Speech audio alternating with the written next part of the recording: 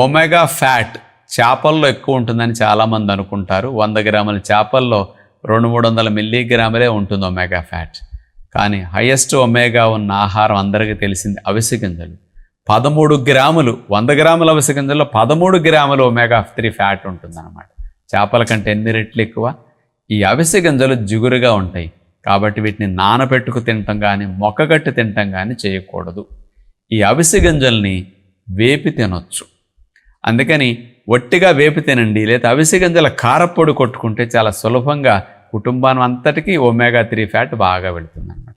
వేపిన అవిసె గింజలతో మనం అన్ని రకాల కారపొడులు కొట్టుకునే విధంగా కొట్టుకుని రోజు అట్లా ఇంట్లో టేబుల్ మీద ఉంచుకుంటే కాస్త పెరుగన్నం తినేటప్పుడు, కూరలు తినేటప్పుడు ఎప్పుడొకప్పుడు నంచుకుంటూ రోజుకంతా అవిసె గింజల కారపొడి కానీ లోపల పంపించగలిగితే బాడీకి కావలసిన 1.5 to 2 గ్రామ్స్ మధ్యలో ఒమేగా ఫ్యాట్ ఈ కారపొడి ద్వారా సింపుల్గా మనకు వెళ్ళిపోతుంది.